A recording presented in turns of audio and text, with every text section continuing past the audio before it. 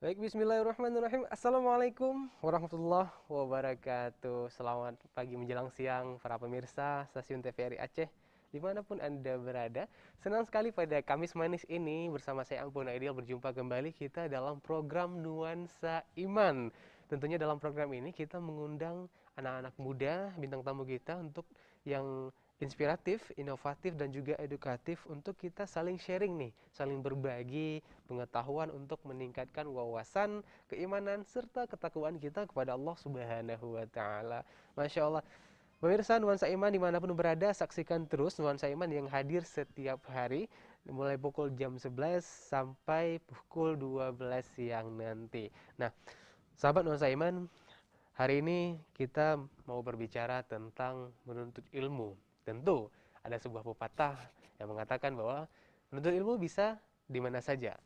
Dan sebuah pepatah dari eh, yaitu tentang banyak jalan menuju Roma. Jadi kita bisa menuntut ilmu dari mana saja, tentunya dari jalan-jalan yang diridhoi oleh Allah Subhanahu wa taala. Tentunya berbicara tentang menuntut ilmu sangat berkaitan dengan tempat dari menuntut ilmu itu sendiri. Dan kita hari ini mau mengangkat sebuah tempat yaitu Dayah nih. Nah, jika sekilas kita berbicara tentang Dayah, bagaimana kita mengingat histori Aceh ketika pada masa kolonial Belanda dulu. Banyak tokoh-tokoh dari Dayah yang menjadi pejuang-pejuang tangguh, menjadi garda terdepan dalam memperjuangkan kemerdekaan di Aceh. Nah, tentu ini menjadi penasaran bagi kita bagaimana badan Dayah bisa menciptakan karakter seperti mereka. Tentunya sesuai dengan tema kita hari ini, belajar di Dayah, kenapa enggak? Bersama bintang tamu kita yang sudah hadir di studio yaitu Tengku Darmawan. Kita sapa terlebih dahulu. Assalamualaikum Tengku. Apa Waalaikumsalam kabarnya Tengku warahmatullahi hari ini? wabarakatuh. Alhamdulillah sehat Tengku ya. Alhamdulillah khair insyaallah. Baik, luar biasa. Pemirsa, Tengku Darmawan ialah seorang penyuluh agama di KUA di uh, Kuta Baru. Kuta Baru, Tengku ya. Ya, Dan tahu. juga sekaligus beliau merupakan alumni dari Dayah Mudi Mesra Samalanga.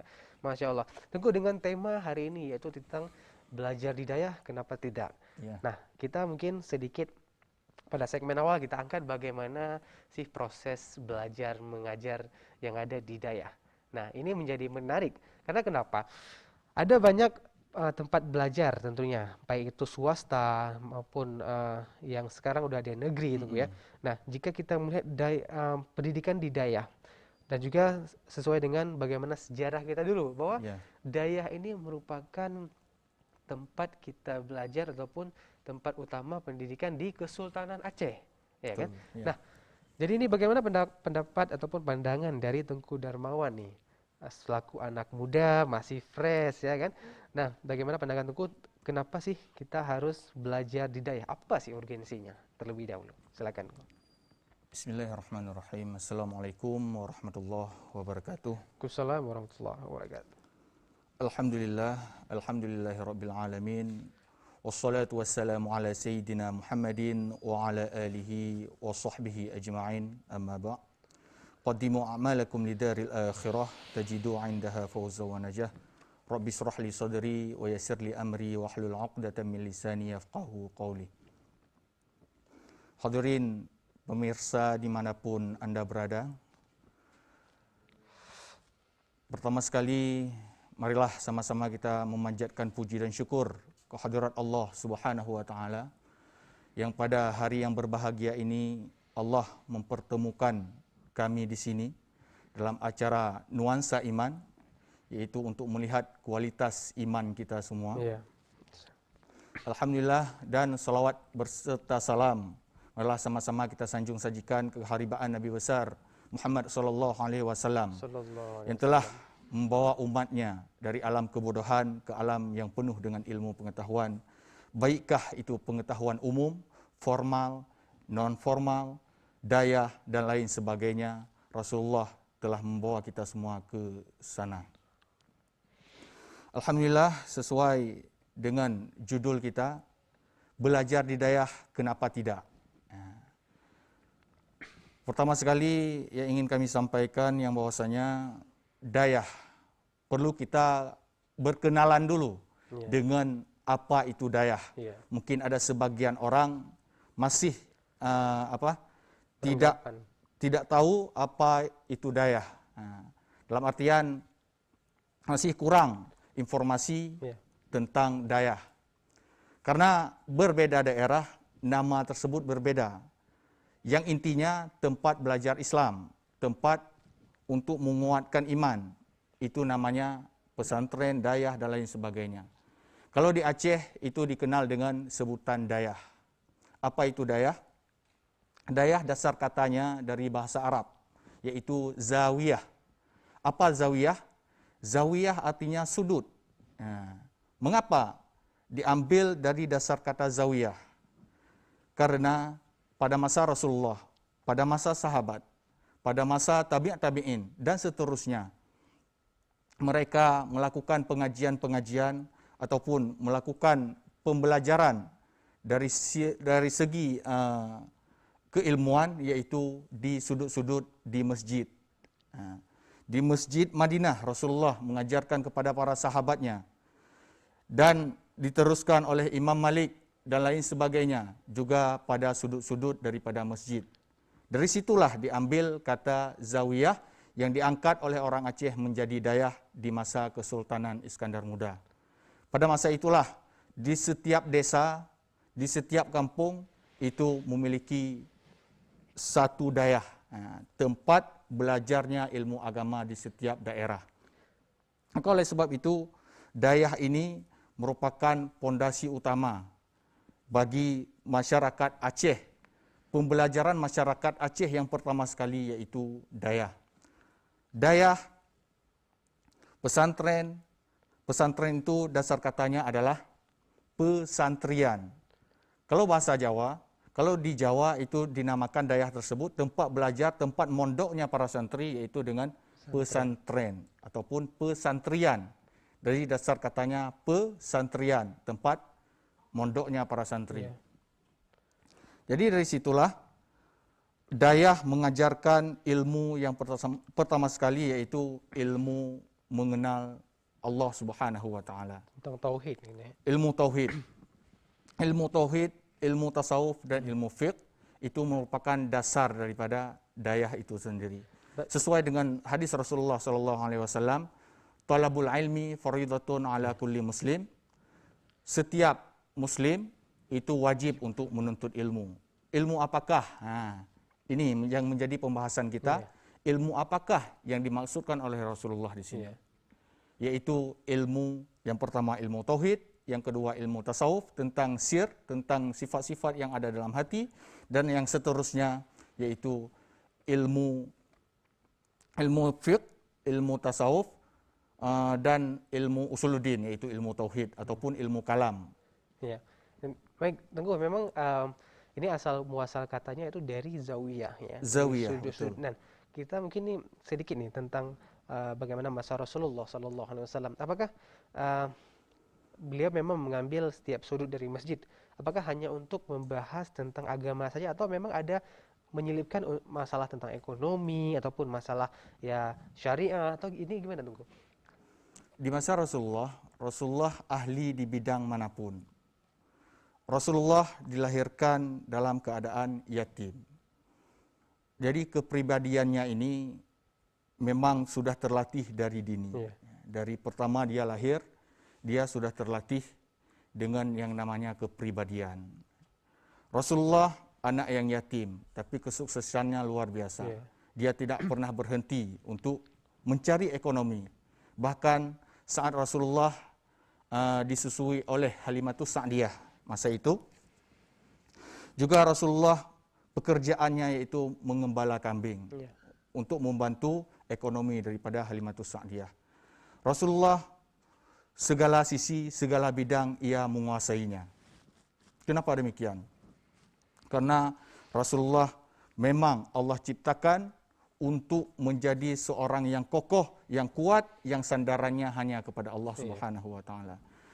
Jadi dari pertanyaan tadi, di sudut Masjid Madinah ataupun zawiyah, kenapa Rasulullah hanya di sudut masjid? Apakah hanya pembelajaran agama? Tidak. Karena apapun masalah problematika dari masyarakat, daripada sahabat, itu semuanya Rasulullah jawab di sudut masjid tersebut. Dalam artian apapun problematikanya, yaitu apa saja yang menjadi masalah dalam masyarakat, dalam sahabat, pada diri sahabat tersebut, Rasulullah mengungkapkannya di tempat pengajian tersebut. Khususnya pengajian tentang agama. Iya, baik. Memang itu sekilas tentang masa Rasulullah ya. Ya. Ya, namun sekarang kita mungkin melihat bagaimana fenomena daya di Aceh ini. Di Aceh tentu ada banyak sekali daya-daya yang masyhur di Aceh. Seperti Betul. mungkin yang salah beberapa di antaranya seperti yang kita ketahui bersama bahwa dari Labuan Haji, Betul. kemudian di daerah Samalanga, daerah Budi Mesra, dan juga di daerah Ulititi yang ada di Aceh Besar. Nah, Tengku, nah kita nih masuk sedikit nih tentang untuk nih pencerahan kita bersama bagaimana konsep belajar. Nah, konsep belajar yang ada di daya. Tentu terkadang memang jika mendengar kata daya seolah-olah kan kita hanya mengaji saja Ya. dan tidak ada aktivitas lain, seolah-olah seperti itu yang Betul. timbul stigma negatif stigmanya. Nah, sekarang nih bagaimana nih Tunggu sebagai seorang dari daya untuk menjadi pencerahan nih khususnya nih anak-anak muda yang sedang menonton kita bersama nih hari ini.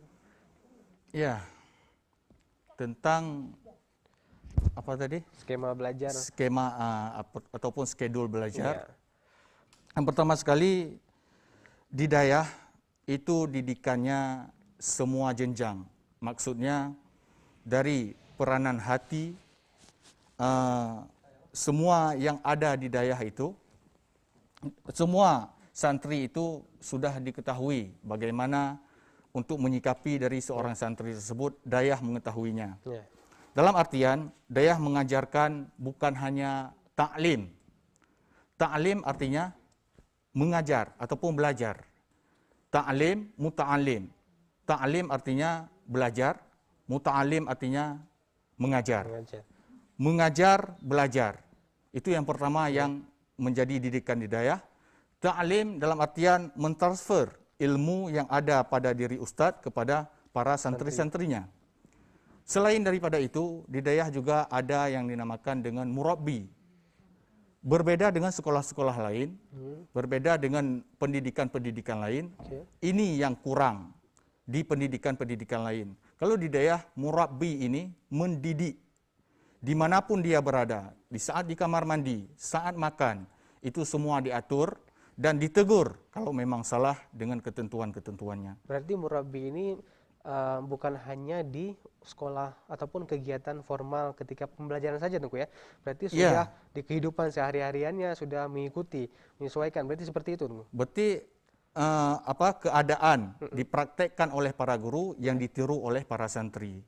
Itu yang menjadi pedoman utama, yang menjadi prioritas utama untuk menjadikan santri itu berkepribadian berakhlakul karimah. Dari situlah melihat kegiatan-kegiatan para ustadznya, melihat para kegiatan-kegiatan para gurunya, mereka meniru. Itulah yang dinamakan dengan tarbiyah ataupun didikan yang benar.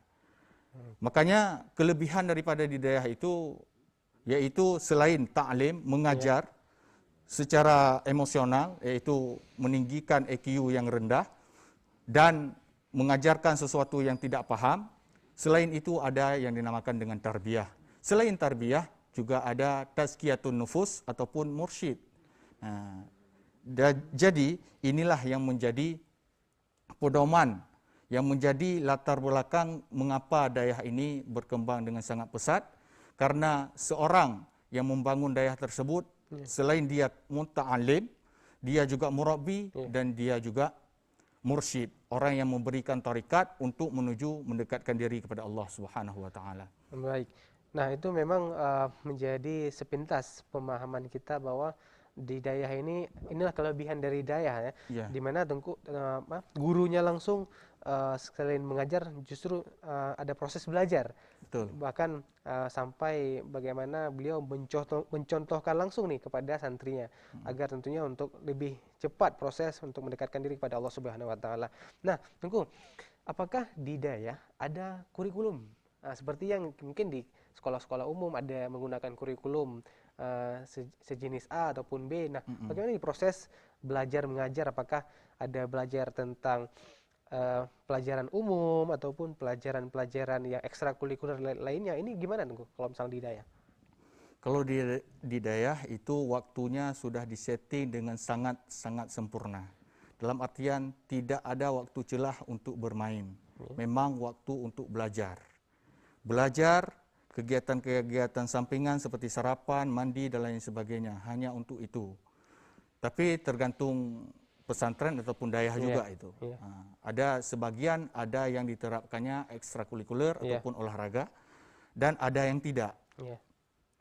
Kurikulum yang pertama sekali karena kami sebagai alumni daripada Mudi Mesra, kurikulum dari bangun subuh, bangun sebelum subuh. Yang pertama sekali bangun sebelum subuh, itu menjadi agenda. Setelah itu solat subuh, solat tahajud. Yang pertama sekali bangun sebelum subuh, solat tahajud 2 rakaat. Ada yang mengerjakannya 4 rakaat. Dan terserah sampai masuknya waktu subuh, azan subuh. Ya. Setelah itu anak-anak Dayah akan melaksanakan sholat subuh secara berjamaah di masjid. Setelah sholat subuh berjamaah, mereka membuka hafalan-hafalan, kitab-kitab untuk mengkaji ulang, menghafal, karena di waktu subuh itu adalah waktu yang sangat tepat untuk mengkaji mengkaji ulang pelajaran-pelajaran yang telah disampaikan oleh para guru. Itu bagus untuk memori. Memori ya. Karena waktu yang tenang. Waktu subuh itu waktu belum ada keributan sama sekali. Distraksi segala macam. Iya, betul. Itu setelah subuh. Setelah subuh, mandi, jam 7:30 sudah di balai untuk melakukan pengajian. Pengajian sampai jam 11. Sampai jam 10:30. Jam 10:30 turun, langsung ke masjid untuk melaksanakan sholat duha. Jadi praktek antara teoritis dan praktis itu langsung. Itulah yang menjadi penyebab Dayah sangat sangat disukai oleh semua kalangan. Jadi dari manajemen waktu ini sudah sangat disiplin, ya? Yang pertama kedisiplinan emang diatur. Setelah itu untuk belajarnya itu juga diatur dengan semaksimal mungkin. Setelah subuh tadi, subuh sampai jam 11 sampai zuhur itu istirahat ataupun kailulah. Setelah zuhur ngaji lagi. Setelah asar istirahat, makan, sarapan. Setelah jam 6, waktu jam 6 itu masuk ke masjid langsung baca Yasin dan menunggu masuknya waktu maghrib sambil mengulang-ulang pelajaran. Malam juga demikian. Kurikulum yang diterapkan yaitu ada formal, ada non formal. Karena semenjak dicetuskan Undang-Undang nomor 18 tahun 2019 itu tentang Dayah yang sudah diakui oleh pemerintah tentang ijazah daripada Dayah. Dalam artian pemerintah juga memberikan kepada orang-orang Dayah yaitu sebuah masukan sehingga orang-orang Dayah dapat menjadikan pelajaran-pelajarannya itu bermanfaat kepada masyarakat. Baik, itu memang kebijakan dari pemerintah untuk anak-anak Dayah, santri-santri di Dayah. Nah, ini pemirsa menarik sekali karena memang sekilas ini telah digambarkan bagaimana proses belajar mengajar ya. Jadi disiplinnya dari bangun pagi sampai bahkan sampai tidur pun itu sudah diatur oleh Dayah. Ini Masya Allah luar biasa sekali ya. Karena memang kiat-kiat untuk menuju kesuksesan adalah kedisiplinan, ya. Betul. Ya, apalagi adalah menuntut agama Allah Subhanahu wa taala. Nah, Teguh masih seputar tentang keunikan dari belajar di Dayah. Ini Teguh kan alumni nih, alumni dari Dayah. Apa sih keunikan lainnya sih yang didapatkan dari Dayah nih? Yang mungkin jika sekilas kita bandingkan nih dengan orang-orang lain, teman-teman kerabat pribadi, apa sih keunikan tersendiri atau nilai-nilai yang plus gitu yang didapatkan selama di Dayah? Rasulullah SAW pernah bersabda, al-ilmu bit-ta'allum. Kalau nggak salah itu pepatah ataupun kata-kata ulama, Ya. kalau bukan hadis, yaitu al-ilmu bit-ta'allum wal barakatu bil khidmah Oke. wal manfaatu bit ta'ah. Yang pertama sekali, ilmu itu dengan belajar. Kalau tidak kita belajar, maka tidak akan mendapatkan ilmu pengetahuan. Iya. Karena dasar daripada ilmu adalah belajar. Wal barakatu bil khidmah. Nah, inilah keunikan yang terdapat Iya. di dayah. Khidmah itu khadam, berbakti. Baikkah itu berbakti, disuruh kita untuk berbakti kepada orang tua ataupun kepada guru. Tingkat berbaktinya seseorang itu yang berada di dayah dididik dengan sekuat mungkin, dan dimanapun dia akan berbakti dan kepada siapapun dia akan ikhlas dalam beramal. Itu salah satu keunikan yang dididik oleh orang-orang dayah. Jadi di dayah itu dididik dengan khidmah. Segala sesuatu yang diperintahkan dia patuh. Dia mau untuk melakukan dengan senang hati, tanpa imbalan apapun. Tanpa diberikan sesuatu pun dia tetap mau melakukannya demi mendapatkan pahala di sisi Allah Subhanahu wa taala. Baik, ini memang ikhlas, Tengku, Ikhlas, ya. Nah, ya. ini salah satu memang dari beberapa keunikan, Ya. Nah, Tengku Darmawan, mungkin kita break sejenak dulu karena ini menarik sekali untuk dibahas keunikan dari dayah itu sendiri. Namun setelah pesan-pesan berikut, karena kita akan kembali, para pemirsa jangan kemana-mana, tetap di Nuansa Iman.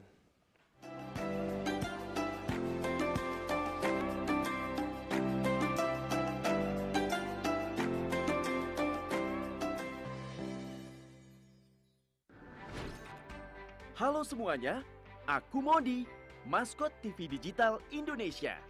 Aku akan membantu semua orang menuju migrasi TV digital. Di mana? Di siarandigital.id dan call center 159. Ayo semuanya, dukung migrasi TV digital. Bersih gambarnya, jernih suaranya, dan canggih teknologinya.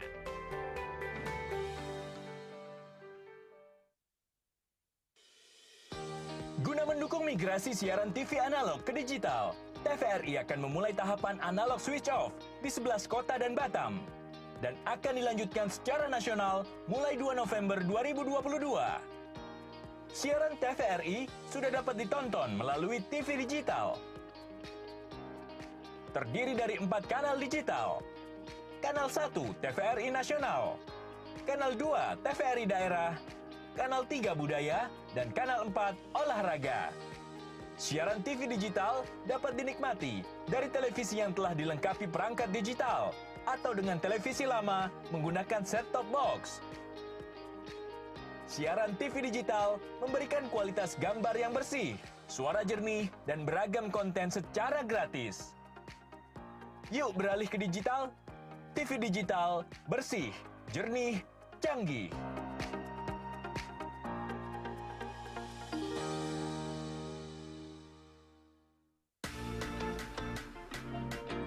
Pandemi COVID-19 masih belum berakhir. Ayo terus jaga diri kita dan keluarga dengan menerapkan protokol kesehatan 3M. Memakai masker, menjaga jarak, dan mencuci tangan dengan sabun. Tingkatkan juga kekebalan tubuh kita dengan cara perbanyak konsumsi sayur dan buah yang tinggi vitamin. Rutin berolahraga, cukup tidur, serta hindari stres dalam bekerja. Mari selalu terapkan protokol kesehatan dan gunakan masker. Bersama kita lawan virus COVID-19.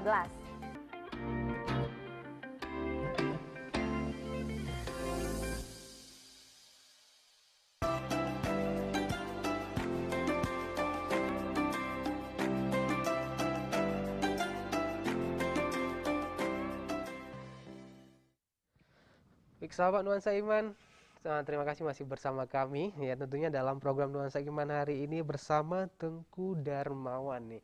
Nah, Tengku Darmawan, tadi kita sudah menyinggung sedikit tentang keunikan, namun ini Tengku belum habis nih menceritakan. Coba sedikit lagi nih Tengku, dari keunikan ketika Tengku belajar di Dayah Samalanga, Tengku ya? Iya, Gitu betul. ya, Budi Mesra. Silakan Tengku. Keunikan yang pertama sekali tadi yaitu khidmah Iya. itu. Adab sangat ditekankan. Karena al-adabu fawqal ilmi. Iya. Adab itu di atas ilmu. apa arti daripada al-adabu fawqal ilmi? Artinya yaitu adab lebih tinggi daripada ilmu. Dalam artian makin tinggi ilmu seseorang, maka adabnya juga harus semakin tinggi. Dalam artian tasawuf ataupun ilmu tentang hatinya seseorang itu, makin tinggi ilmu seseorang, supaya tidak menjadikan dia sombong dengan ilmu yang didapatkannya, maka hendaknya dia lebih tawaduk, lebih tinggi adabnya daripada ilmunya. Karena adab inilah yang menjadi dasar untuk menjadikan seseorang itu sukses. Karena ilmu agama ini adalah nur. Dan nur Allah itu tidak akan diberikan kepada orang-orang yang maksiat. Dalam artian memang ditekankan kepada orang-orang dayah untuk tidak bermaksiat kapanpun dan dimanapun. Dikarenakan ilmu yang ia dapatkan tadi, kalau sekali saja bermaksiat maka lenyap semuanya. Maka oleh sebab itu, ilmu yang didapatkan ini harus benar-benar dijaga. Itu salah satu keunikan. Berarti menjaga ilmu supaya tidak hangus. Mungkin dari situ kita dapat mengambil intisari yang bahwasanya belajar di daerah itu merupakan harus meninggikan dulu adab kita terhadap para guru, dan saat kita pulang ke rumah, adab itu harus kita aplikasikan kepada keluarga, yang dengan beradab kepada guru yang pertama sekali, yaitu kita akan mendapatkan keberkahan daripada ilmu. Arti daripada berkah, dari ilmu yang kita dapatkan tersebut, kita dapat mengamalkannya di keseharian kita. Berkah daripada orang tua kita, yaitu khidmah, berbakti kepada orang tua, itu memudahkan kita, berkah kita, menambah-nambah dalam rezeki kita. Jadi dari orang tua menambah rezeki, dari guru, kalau kita berbakti apa saja yang mereka katakan, maka kita akan mendapatkan keberkahan ilmu. Itu salah satu keunikan yang diperdapatkan. Ya, memang kita harus dari niat, dari dalam hati, tulus terlebih dahulu, Tengku ya. Ya, betul. Karena memang agama Allah ini memang agama nur istilahnya. Jadi jika memang kita sekali saja melakukan hal-hal yang negatif ataupun bermaksiat kepada Allah, maka ilmu itu akan hilang sia-sia. Akan hilang sia-sia. Bahkan bisa jadi kita menjadi malapetaka bagi kita sendiri, Tengku ya. Nah, masih seputar tentang bagaimana sih keadaan kondisi di Dayah. Tentu di Dayah ini memiliki program-program maupun ya aktivitas-aktivitas kesehariannya, dan dari aktivitas tersebut tentu ada konsekuensi nih jika kita melanggar. Nah, mungkin kita pernah dengar bahwa memang untuk menjalankan suatu peraturan itu harus tegas. Nah, betul. Tentu ketegasan yang dilakukan di setiap daya, di setiap pesantren itu mungkin terbilang untuk saat ini memang kita istilahnya di luar, maupun terkadang si anak ataupun anak kita itu merasa sakit. Nah, ataupun mungkin merasa ketika mendapatkan konsekuensi, apakah pukulan maupun sedikit ya teguran dari guru, sebenarnya ini tujuannya untuk kebaikan si anak. Namun justru kan kita lihat bahwa ada memang oknum-oknum dari orang tua kita, mungkin yang terlalu sayang pada anaknya, sehingga ini menimbulkan hal-hal yang tidak inginkan, seperti ya melaporkan. Nah, ini bagaimana Tengku?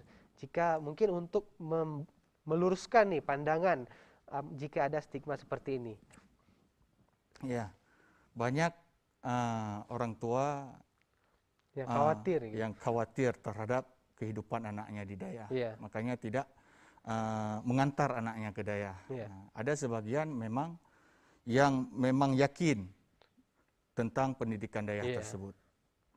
Itu kembali kepada pribadi masing-masing. Ya. Kalau memang dia mengenal bagaimana itu Dayah, dia pasti tidak akan melapor apa saja kejadian. Karena ditamsilkan, diumpamakan, yaitu orang-orang terdahulu. Mengapa kesuksesannya terlebih tinggi daripada sekarang? Dikarenakan orang terdahulu mengantar anaknya ke Dayah, menyerahkannya ke para guru, itu betul-betul 100% dia serahkan. Sama seperti orang menyerahkan besi yang bulat kepada tukang pandai besi untuk dijadikan pisau. Itu tamsilannya. Jadi bagaimanapun kejadian, dipukulkah di sana pakai palu seperti besi tadi, dipukul pakai palu, dibakar, itu sudah menjadi konsekuensi untuk menjadikan anak itu sukses. Jadi hal-hal yang demikian itu, kalau memang ada oknum-oknum yang yang memukul dengan tidak sewajarnya. Memukul dengan tidak sewajarnya itu baru lihat dulu pukulan-pukulan yang dibolehkan dalam agama. Karena pendidikan dengan pemukulan ini juga tidak dianjurkan oleh Rasulullah SAW. Seperti para habaib itu mengajarkan santri-santrinya lewat doa tengah malam. Mereka mengajarkan para santri-santrinya berdoa. Kalau ada yang batat, mereka akan berdoa kepada Allah supaya diberikan sikap-sikap ataupun akhlak-akhlak yang mulia kepada mereka. Jadi tidak semena-mena untuk memukul, apalagi sekarang tidak boleh lagi dalam pemukulan-pemukulan yang melewati batas. Ada batas-batasnya. Mukul boleh, ada batasnya. Di kaki ataupun yang tidak melukai, hanya untuk memberi adab, memberi pelajaran supaya dia takut. Kalau berlebihan, dia akan semakin berani untuk melawan kita. Kalau berlebihan kita pukul, siapapun, anakkah itu? Karena kalau kita bicara tentang pelaporan ini, melapor kepada polisi, jangankan guru, orang tua pun dilapor. Yang bahwasanya orang tua yang sudah membesarkannya, melahirkannya, tapi kalau memang terkena hatinya itu, juga akan dilaporkan kepada pihak berwajib. Iya, memang sebenarnya pemukulan yang tadi itu dimaksudkan untuk hal-hal yang baik. Hal-hal yang baik. Walaupun terkadang memang ada hal yang ada oknum-oknum yang melakukan di luar kewajaran. Gitu. Namun ini pesan untuk orang tua bahwa memang jika sudah 100% memberikan tanggung jawab kepada guru, maka harus diterima apapun karena pendidikan hidayah mereka guru-guru kita membentuk membentuk karakter mereka. Dan tentu memang tema kita hari ini sangat berkaitan dengan hari-hari sebelumnya, yaitu tentang pendidikan karakter. Karena memang kita lihat bahwa bangsa kita untuk saat ini sangat miris akan karakter, apalagi anak-anak muda nih.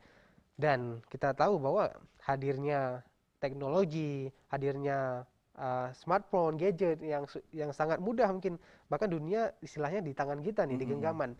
Nah, ini membuat anak-anak justru semakin manja dan juga jauh mungkin terbilang dari agama.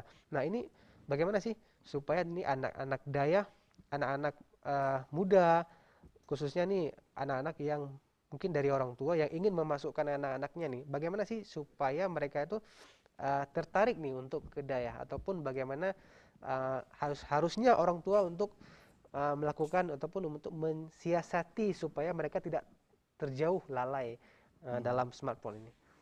Ya, yang pertama sekali keilmuan yang ada pada seorang orang tua tersebut.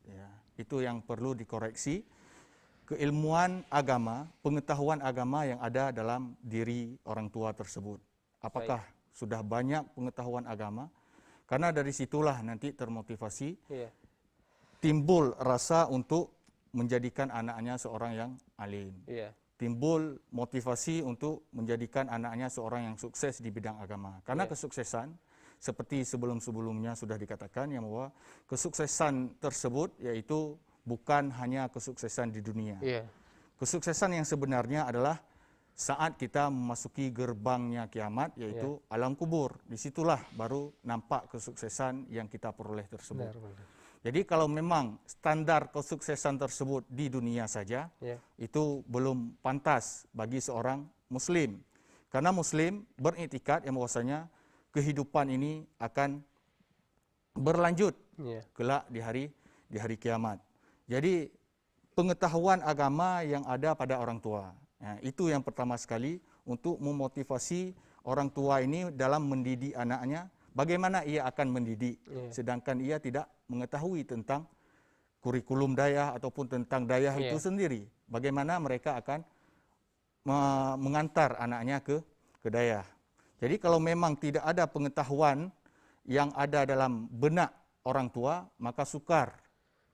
Oleh sebab itu, orang tua ini harus mengintrospeksi diri untuk selalu belajar agama, semoga termotivasi dan anak-anaknya itu dijadikannya untuk diantarnya ke pesantren-pesantren ataupun daya. Baik, berarti memang harus dimulai dari orang tua Dari itu orang tua. sendiri ya. Ya, sebelum jauh atau mengantarkan anak-anaknya. Karena memang bisa juga kita dapatkan di pengalaman di lapangan nih, bahwa memang seolah-olah daya adalah tempat, istilahnya kita sebutkan mungkin dengan tempat misalnya laundry lah, di mana pakaian kotor kita masukkan dan kita mengharapkan pakaian itu bersih secara instan itu tanpa memikirkan gimana kita memberikan dampak atau usaha terhadap hal tersebut. Nah, ini kan memang ada muncul nih di sebagian orang-orang tua kita pasti. Ini bagaimana orang-orang tua kita berpendapat ataupun berpikiran bahwa ini anak ini udah tidak sanggup nih saya urus, ataupun ini sudah bandel, sudah nakal, sudah keterlaluan, ini saya masukin ke daya aja. Nah, ini gimana nih Tengku untuk hal ini? Ini untuk memberikan pencerahan terhadap orang-orang tua kita nih. Jadi, nah Tengku, jangan dijawab terlebih dahulu. Iya. Kita break sejenak. Ini sangat menarik nih, karena memang pesan-pesan untuk orang tua nih. Nah, pemirsa, jangan kemana-mana, tetap bersama kami di program Nuansa Iman.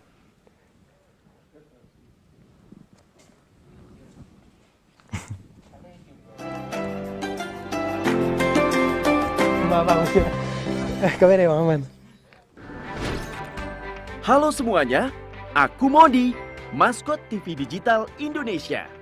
Aku akan membantu semua orang menuju migrasi TV digital. Di mana? Di siarandigital.id dan call center 159. Ayo semuanya, dukung migrasi TV digital. Bersih gambarnya, jernih suaranya, dan canggih teknologinya.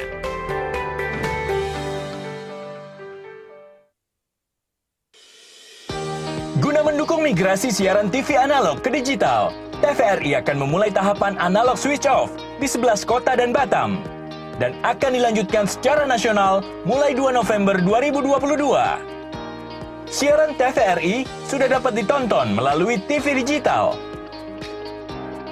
Terdiri dari 4 kanal digital. Kanal 1 TVRI Nasional, Kanal 2 TVRI Daerah, Kanal 3 Budaya, dan Kanal 4 Olahraga.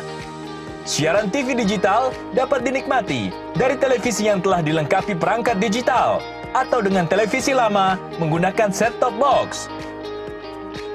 Siaran TV digital memberikan kualitas gambar yang bersih, suara jernih, dan beragam konten secara gratis. Yuk beralih ke digital. TV digital bersih, jernih, canggih.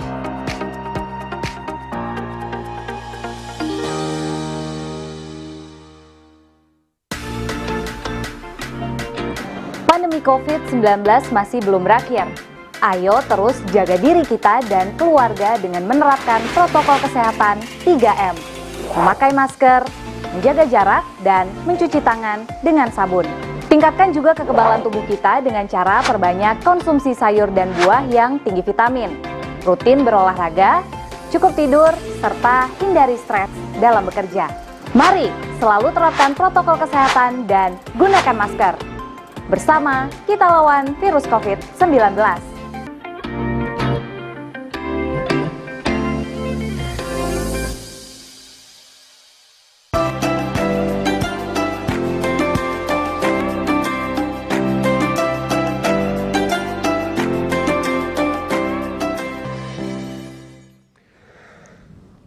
Para orang tua kita di rumah memang terkadang berpendapat bahwa ketika tidak sanggup untuk mengatasi anaknya yang sudah kebelingeran, kelewatan, kenakalan, memang ini terkadang salah satu solusi untuk orang tua berpikir untuk langsung memasukkan ataupun mengantarkan anaknya ke pondok-pondok pesantren ataupun dayah dengan harapan anak tersebut akan berubah secara total. Nah, ini bagaimana nih? Tentunya stigma yang beredar ini langsung kita tanya kepada Tengku Darmawan nih, selaku alumni dari Dayah Mudi Mesra Mudi Mesra Samalanga. ya. Oke. Nah, Tengku disilakan tadi bagaimana sih pandangannya tadi terhadap orang-orang tua kita ini yang Ya. menjebloskan anaknya ke dayah-dayah dan mengharapkan anak tersebut pulih total dari kenakalan ataupun ya kebandelan yang begitu luar biasa. Kalau istilah tadi yaitu laundry. Laundry. Iya. Ada istilah lainnya bengkel. Bengkel. Besi-besi tua dimasukkan ke bengkel yang diharapkan semoga dengan adanya dayah ini menjadikan anak-anaknya itu jadi barang baru. Jadi baru kembali. Iya. Ya, itu adalah stigma ataupun pemikiran yang salah.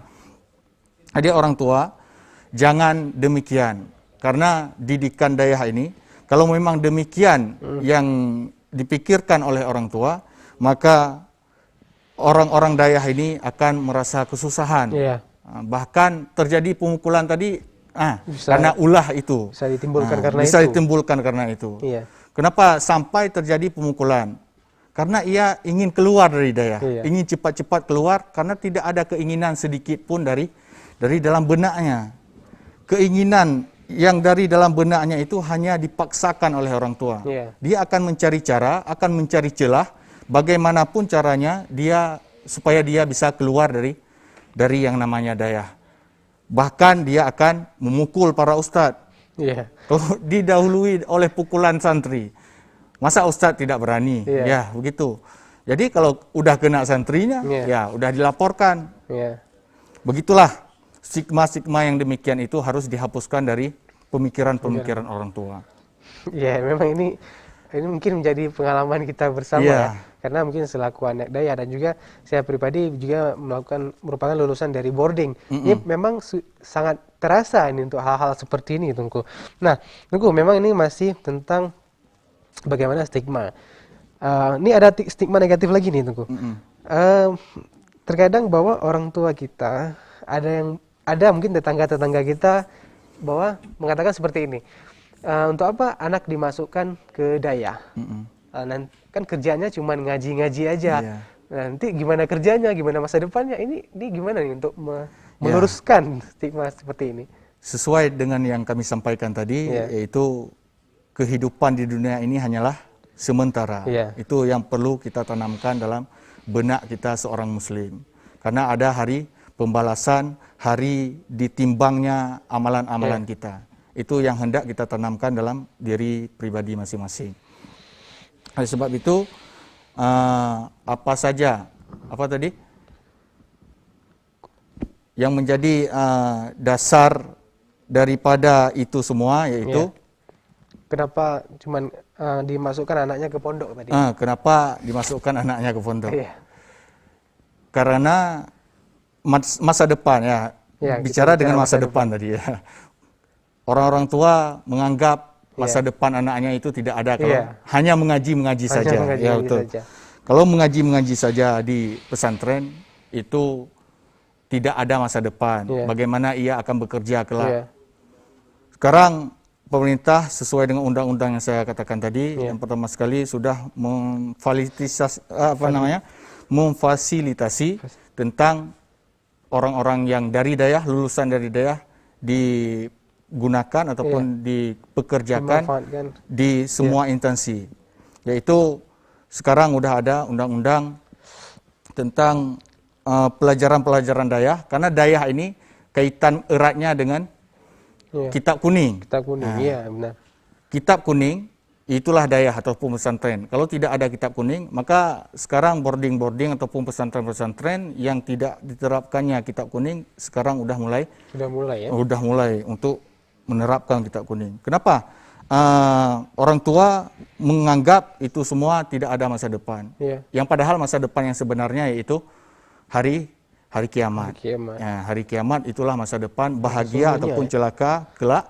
Itulah menjadi titik akhir daripada itu semua. Orang tua yang menganggap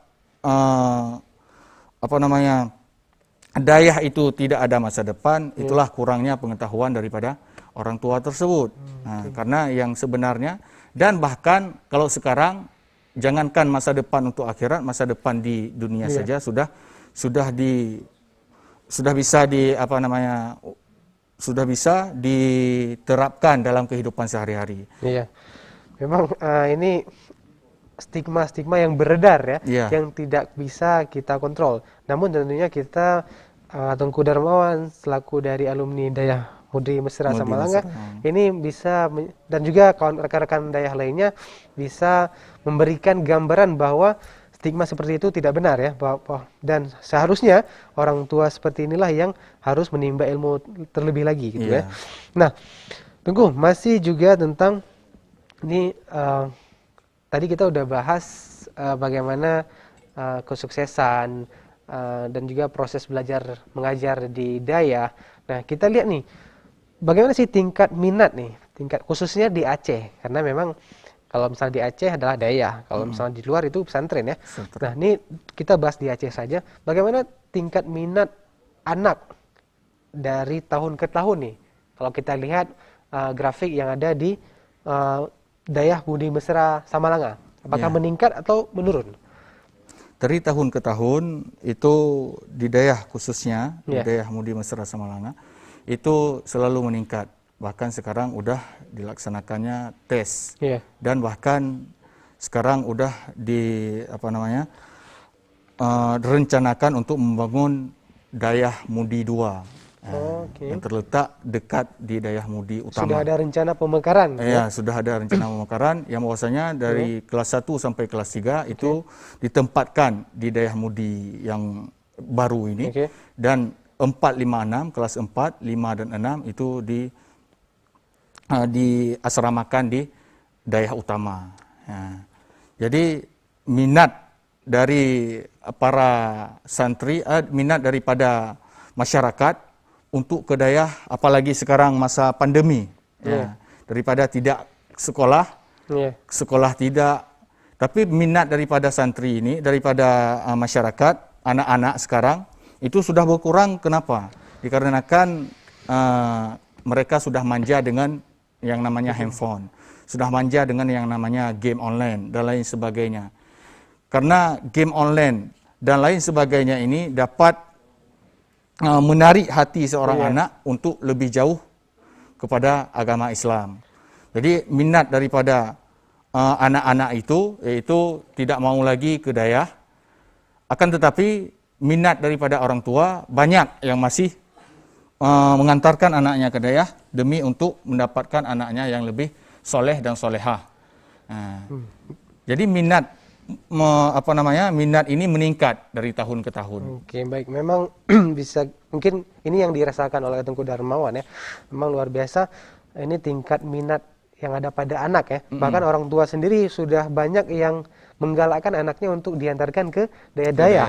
Nah, ini sekilas tentang minat memang sudah kita bahas, dan ini kita bahas sedikit tentang peran Dayah dalam masyarakat Aceh. Nah, apa sih sumbangsih Dayah yang harus kita ketahui bersama untuk masyarakat Aceh? Apakah itu dimulai dari zaman sejarah, masa-masa orang-orang tua kita sebelumnya, bahkan hingga saat ini gimana peran Dayah tersendiri dari masyarakat Aceh? Peran Dayah yaitu menjadikan Dayah ini adalah garda terdepan, baikkah itu untuk Aceh maupun untuk Indonesia itu sendiri. Indonesia ada tanggal, yaitu tanggal 22 Oktober, merupakan peringatan Hari Santri Nasional. 22 Oktober Hari Santri Nasional. Dalam artian hari tersebut merupakan hari perjuangannya para santri untuk menggapai kemerdekaan Indonesia. Kalau di Aceh itu sudah mulai semenjak masa Iskandar Muda. Pada masa Iskandar Muda itu memang diterapkan per desa itu orang-orang Dayah menjadi pemimpin. Bahkan suatu kisah dikatakan yang bahwasanya Iskandar Muda, yaitu Raja Iskandar Muda, untuk menjadikan seorang geci itu harus bisa membaca kitab kuning. Maka peran daripada Dayah ini sangat bermanfaat. Bahkan Iskandar Muda dikenal sampai kemanapun, Iya. yang merupakan raja yang sangat adil, karena keadilannya itu, karena manajemennya Iya. dalam mengatur oleh orang-orang Dayak. Jadi orang-orang Dayak inilah yang menjadikan mereka masyarakat terbentuk motivasinya untuk jihad fisabilillah, Iya. untuk beriman kepada Allah Subhanahu wa taala. Ya, baik, tadi disampaikan bahwa salah satu syarat untuk menjadi kepala desa ya pada masa kesultanan itu harus mampu membaca kitab kuning. Kitab kuning. Ya, ini Masya Allah luar biasa sekali. Nah, mungkin dilanjutkan Tungku nih peran dari Dayak Aceh tadi untuk seputar bagaimana peran. Peran Dayak di Aceh, yaitu kita lihat di masyarakat kita. Oke. Terutama di masyarakat kecil, semuanya itu memiliki tanggungan ataupun tanggung jawab tersendiri. Iya. Peran daripada Dayak ini sangat berpengaruh. Yang pertama sekali bagi keluarga, bagi kepala keluarga. Iya. Kalau memang kepala keluarganya ini tidak mengetahui pendidikan Dayak, maka peran dari Dayak ini akan merosot. Peran Dayak akan kurang, dan anak-anak yang dilahirkan dari orang tua yang demikian ini akan susah untuk diatur. Iya. Peran yang pertama sekali adalah kepada orang tua. Setelah itu kepada kepala desa. Nah, kepala desa juga harus selalu mengontrol para warganya selain dikontrol orang tua. Iya. Kalau sudah dikontrol orang tua, berarti kepala desa itu tidak sukar lagi untuk mendapatkan pengetahuan-pengetahuan supaya mereka bisa dididik. Iya. Setelah itu dari kepala desa, setelah itu naik lagi tingkatnya, camat, bupati, itu semua menanggung peran dari Dayak yang harus mereka terapkan kalau memang mereka mengetahui tentang kehidupan di Dayak itu sendiri. Ya, memang untuk saat ini bisa kita temukan bahwa sudah hadirnya badan Dayak ya di pemerintah kita, di salah satunya di Provinsi Aceh. Nah, ini terkait tentang pemerintah ya. Ini tentunya bagaimana sudah dari dulu memang kita temukan bahwa dari zaman Kesultanan Iskandar Muda beliau sangat bagus dalam manajemen untuk mengontrol, bahkan menjadikan syarat bahwa untuk menjadi seorang pemimpin harus dari Dayaknya, karena memang ini dari Dayak itu sendiri sudah istilahnya sudah matang ya karakternya, baik dari segi spiritual maupun dari segi-segi lainnya. Nah, ini untuk sekilas mungkin bagaimana sih untuk saat ini nih, bagaimana peran pemerintah yang dirasakan pada dari setiap Dayak itu sendiri? Ya, karena kita saat ini Iya. melawan yang namanya gadget ini. Iya. Ya. Orang-orang Yahudi itu merusak, Iya. merusak moral-moral anak-anak kita, anak-anak bangsa dengan diciptakannya game online dan lain sebagainya, sehingga mereka lalai. Jadi peran pemerintah apa yang harus mereka lakukan, yaitu menggalakkan kembali orang-orang pesantren, memberi minat lebih kepada orang-orang pesantren supaya mereka betah, seperti yang dilakukan oleh salah satunya yaitu Sabang. Mereka menggunakan Baitul Mal untuk membantu orang-orang Dayak dan menggalakkan semua orang-orang yang pergi ke Dayak untuk mendapatkan kebahagiaan. Dengan itulah pemerintah dapat mengambil andil dalam penegakan hukum syariat Islam dan lain sebagainya. Baik, Tungku, mungkin sedikit nih untuk intisari kesimpulan kita hari ini untuk para pemirsa yang ada di rumah, Tungku. Silakan.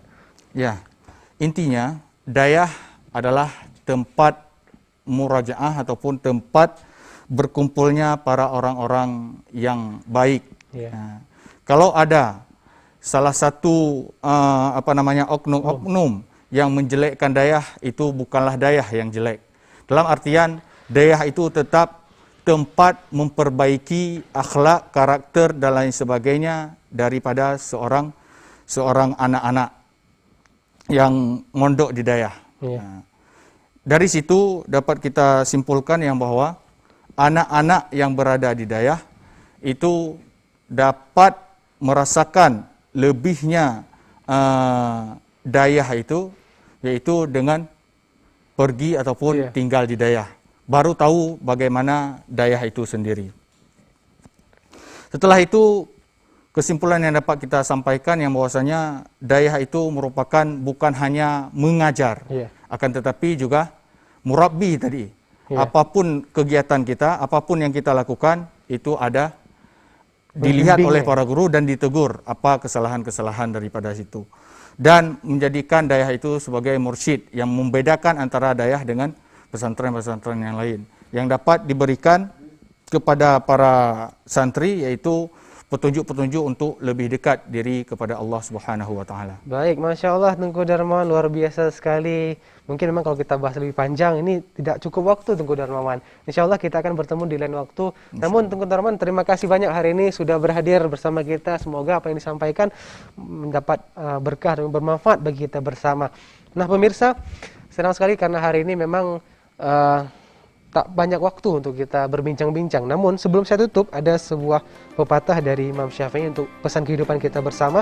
Barang siapa tidak mau merasakan pahitnya belajar, dia akan merasakan hinanya kebodohan sepanjang hidupnya.